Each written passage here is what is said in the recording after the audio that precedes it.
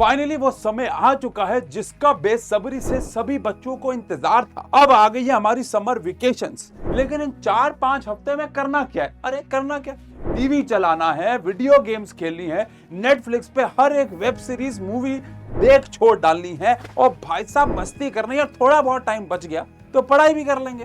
अब summer vacations में 2 प्रकार के बच्चे होते हैं, अमन और रोहित जैसे। अब अमन और रोहित दोनों के दोनों क्लासमेट्स हैं, ऑब्वियसली बात है, सेम क्लास में सेम स्कूल में पढ़ते हैं। दोनों की समर वेकेशन स्टार्ट हो जाती है। अमन को लगता है कि छुट्टियां तो भैया एंजॉय करने के लिए, पढ़ने के लिए थोड़ी हैं, लेकिन रोहित इससे बिल्कुल ऑपोजिट सोचता है। रोहित को समझ में आ जाता है कि ये मेरे लिए गोल्डन पीरियड है और इस गोल्डन पीरियड का इस्तेमाल करके मैं क्लास में बाकी सारे बच्चों से 10 कदम आगे निकल सकता हूँ। और जब स्कूल वापस से स्टार्ट होता है तो अमन या उस जैसे बच्चों को पता है मन में एक रिग्रेट रहता है। वो रिग्रेट ये होता है कि यार काश मैंने समर वेकेशंस को यूटिलाइज किया होता। मैं ये नहीं बात करने जा रहा आज की इस वीडियो में कि हमें सिर्फ और सिर्फ समर वेकेशंस में पढ़ाई पढ़ाई पढ़ाई ही करनी है। आंसर है नहीं, हमें समर वेकेशंस को यूटिलाइज कैसे करना है तो और एंजॉय भी साथ साथ करना है। क्योंकि समर वेकेशंस के जस्ट बाद जब रोहित आया तो उसका एक कॉन्फिडेंस, वो ऑब्वियस बात अपने फैमिली को उसने टाइम भी दिया, वो घूमा भी, लेकिन उसका कॉन्फिडेंस नेक्स्ट लेवल पे था। वो हर एक क्वेश्चन के बेहतर आंसर दे पा रहा था। अब वीडियो को आगे स्टार्ट करने से पहले मुझे एक क्वेश्चन का आंसर कमेंट सेक्शन में दो अभी के अभी। आप अमन की टीम में हो या आप रोहित की टीम में हो, मतलब किसकी टीम में जाना चाहोगे, कौन आपको बेहतर लग रहा है, समझदार लग रहा है, कमेंट सेक्शन पे अभी के अभी पहले चुनो। अब अगर आपने अमन की टीम को चुना है तो सच बता रहा हूं ये वीडियो आपके लिए यहाँ पे काइंड ऑफ खत्म हो जाती है।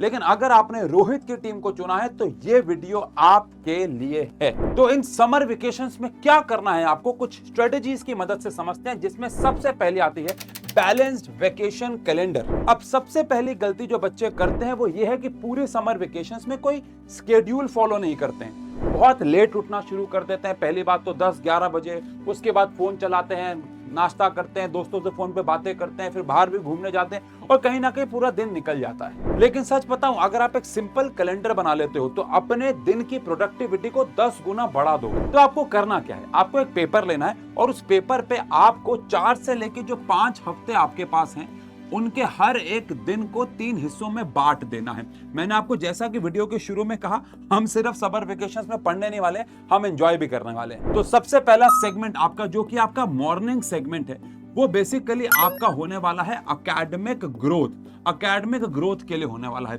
सेकंड आपका जो आफ्टरनून होने वाला है, आफ्टरनून, ये आपका आफ्टरनून जो है ये आपका होने वाला है बेसिकली स्किल डेवलपमेंट। अब यहाँ पे हम क्या करेंगे, बात करते हैं।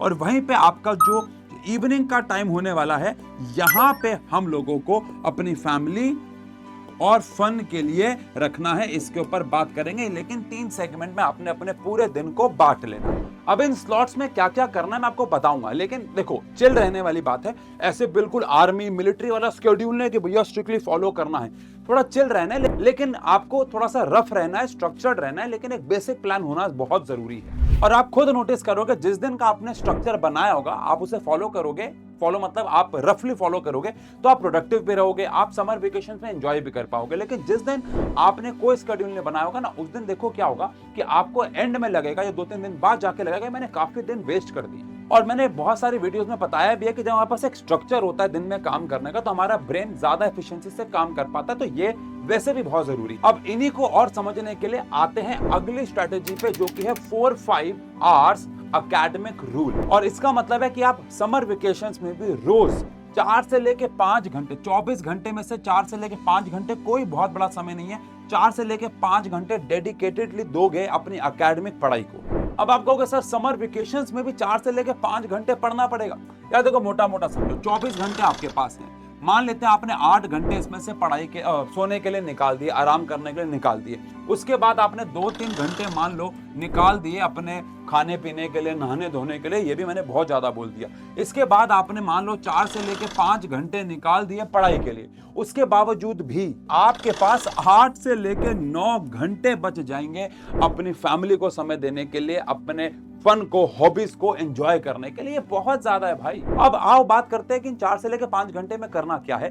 क्योंकि स्कूल में तो पढ़ाई रुक गई है, तो अब कैसे फॉलो करेंगे आप समझिए। अब आपकी क्लास में जो पढ़ाई हुई है, ये तो 101% बात है कि जो पढ़ाई हो गई है उसमें से कुछ ऐसा हिस्सा होगा जो आपको समझ नहीं आया है, तो आपको उस पे काम करना है। अब आप में से जो बच्चे 11th या 12th के हैं और ये वीडियो को देख रहे हैं, तो ये बात ध्यान रखें कि 9th और 10th के बहुत सारे कंसेप्ट होंगे जो आपके 11th 12th में लगते हैं। इसके ऊपर मैंने अलग से वीडियोस बना रखी हैं, तो उन टॉपिक्स को आपको अपना स्ट्रॉन्ग करना है जो अभी तक स्ट्रॉन्ग नहीं हुए हैं और पिछली क्लासेस के हैं। एंड लास्ट, अगर ये दोनों चीजें हो जाती है और आपके पास फिर भी दिन और समय बच जाता है, तो आप उन चैप्टर्स को अपने एंड पे पढ़ना शुरू कर दो जो आपको लगता है कि मेरे स्कूल ओपन होते ही शुरू होंगे, जिससे अगेन रोहित की तरह क्लास में कॉन्फिडेंस बिल्ड होगा।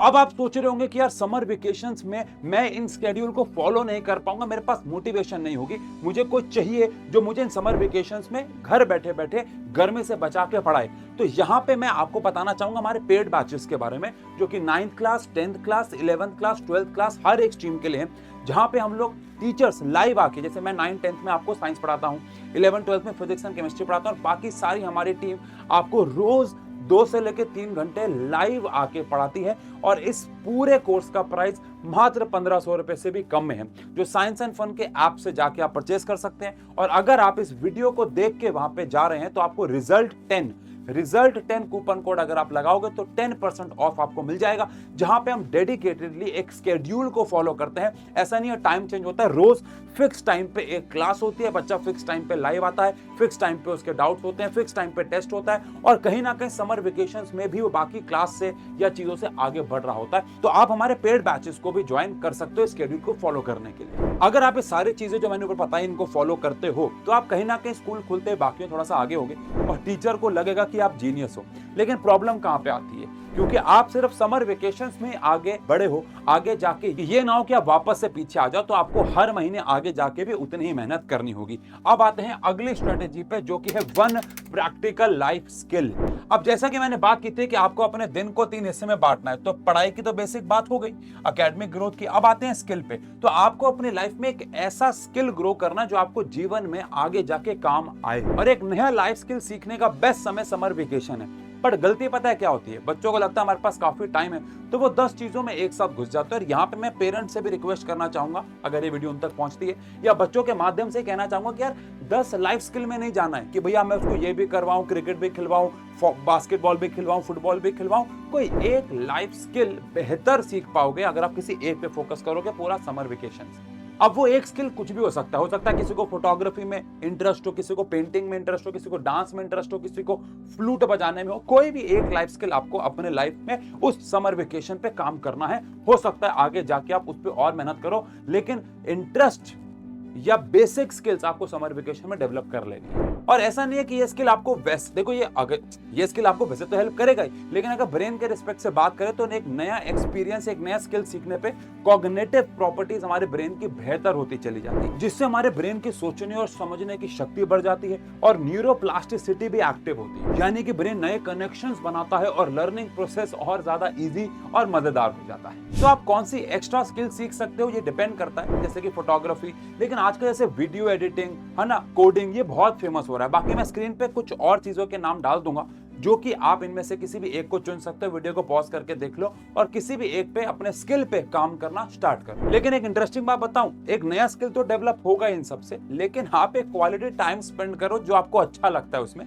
और ये आपकी मेंटल हेल्थ के लिए भी बहुत पीसफुल है। और अब आते हैं चौथी स्ट्रेटेजी पे, जो कि है आपको क्वालिटी टाइम स्पेंड करना है अपनी फैमिली के साथ। अब बच्चों, ये जो स्ट्रेटेजी है ये आपके एकेडमिक ग्रोथ के लिए तो डायरेक्टली आपकी पढ़ाई से रिलेटेड तो नहीं है, लेकिन सबसे ज्यादा इंपॉर्टेंट है। आप सच सच बताओ, स्कूलिंग के दौरान आप अपना कितना समय पेरेंट्स के साथ बिता पाते हो? तो आंसर है ना के बराबर।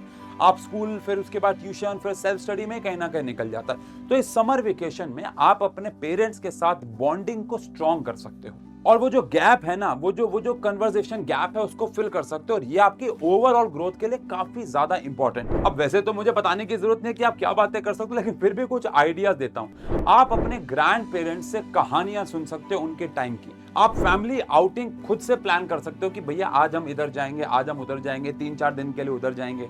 घर के काम में आप उनकी हेल्प करवा सकते हो, जिससे अलग से एक बॉन्डिंग जनरेट होगी। एंड आप उनके करियर के बारे में उनसे सवाल पूछ सकते हो कि उन्होंने अपनी लाइफ में क्या गलतियां करी, क्या अच्छा किया, इससे आपको बहुत कुछ सीखने को तो मिलेगा ही, लेकिन आप जब उनके स्ट्रगल्स जानोगे तो बॉन्डिंग और बेहतरीन होती है। जैसे मेरे साथ ऐसा बहुत बार हुआ है कि लाइफ में कुछ प्रॉब्लम्स हुई, स्ट्रेस हुआ, लेकिन मेरी फैमिली के साथ बॉन्डिंग इतनी बेहतरीन थी कि मैंने उनसे चीजों को शेयर किया और उनके बताए गए एक्सपीरियंस को कभी कभार मैंने बिना उनसे बात किए लगाया और मुझे सक्सेस मिली। तो ये चीजें बहुत इनडायरेक्टली आपको लाइफ में आगे जाके काम आने वाली है। एंड ऑब्वियसली बात है, जब आप अपने फैमिली से बातें करते हो तो आपकी सोशल स्किल्स को भी डेवलप करता है, जब क्योंकि अगर आप अपने फैमिली से अच्छे से बात कर पाते हो तो आगे जाके आपके स्पीकिंग स्किल्स डेवलप होते हैं, आप में कॉन्फिडेंस बिल्ड होता है और ये सोशलाइजिंग के लिए काफी ज्यादा बेहतरीन टिप है। अब चलते हैं पांचवी स्ट्रेटेजी पे, जो कि है वीकली प्रोग्रेस रिव्यू, जो कि आपके समर वेकेशंस को ट्रांसफॉर्मेशनल बना सकती है। करना क्या है, रोज आपको अपने आप को 30 मिनट देने हैं और ये 4 सवाल पूछने हैं। इस वीक में कितने घंटे आपने इफेक्टिवली पढ़ाई की, कौन से टॉपिक्स आपने कंप्लीटली किए और उनको समझा, फैमिली के साथ क्वालिटी टाइम स्पेंड किया या नहीं, और अगले वीक को आपने प्लान किया